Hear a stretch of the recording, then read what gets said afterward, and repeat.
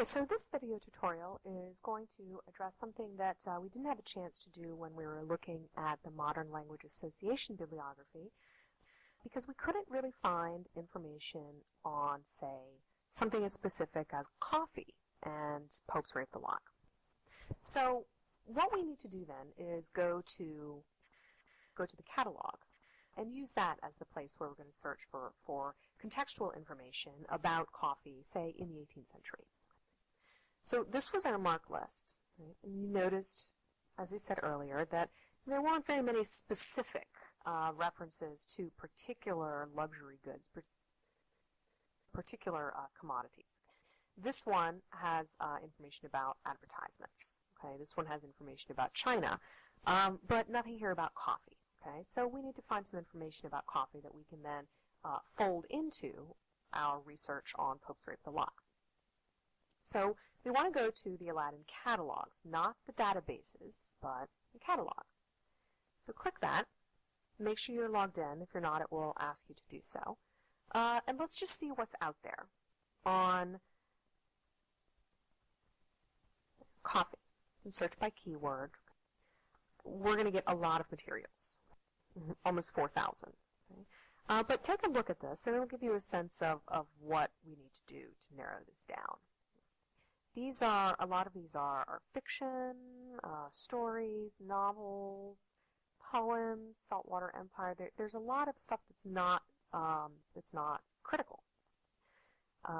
It's not a secondary source, it's a primary source. Here, however, Brazil Global Studies Handbook, right, that could potentially be useful, but I'm looking for a little bit more historical, a little bit more of a historical perspective. Commodity investing, no, but the word commodity might be useful. Okay. Coffee crisis, okay, contemporary readings and globalization. All right, well, let's try coffee and history. All right, and see what happens. Okay, we have a smaller number, but we still have, 800 or so.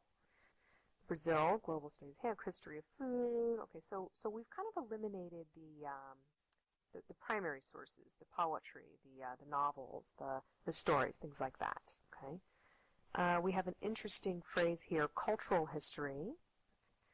But let's see if we can't narrow this down further. Let's use that word commodity that we saw earlier.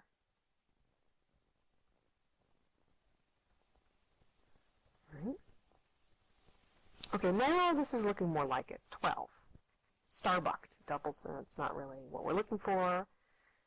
Let's see. Coffee, a dark history. That could be useful. Social life of coffee. Let's see. All right.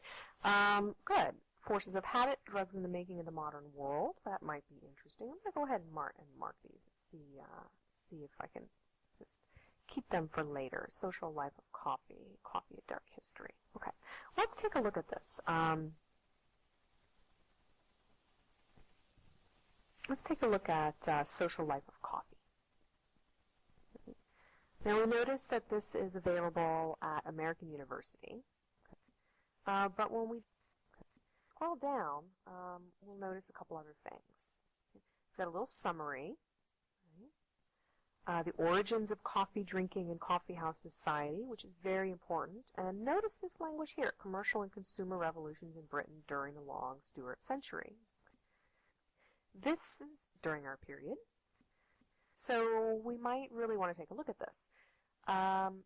We can also note that it has specific subject headings. Remember the Library of Congress subject headings. This means that there are probably going to be other books that are listed under coffee history. Okay. Let's just click that and see where it takes us. 29 books. All right. Let's take a look and see what comes up.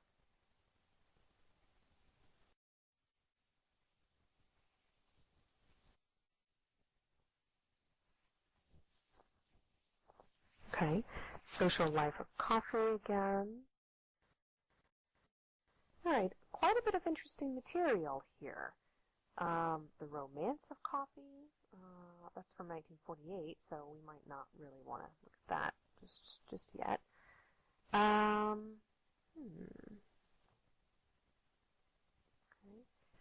That's the one we were just looking at. Let's take a look at this Coffee, A Dark History. Okay. Again, at American Library, Coffee and Coffee History. Right. A lot of these talk about origins, the mocha trade, coffee and societies, slavery in the coffee colonies. This is going to give us some historical background information that's going to be useful to our analysis of Pope's Rape of the Lock, and particularly the way that he's using the image of coffee in it. Okay. So I might want to go and check these books out. Again, if we don't have it, we can request it through CLS, and it will ask us to re-enter our names, add your university ID there, submit the request, and when it comes in, you'll get a notification that says you can pick it up at the library. And that is how we do background research in the Aladin Catalogue. Hope this helped.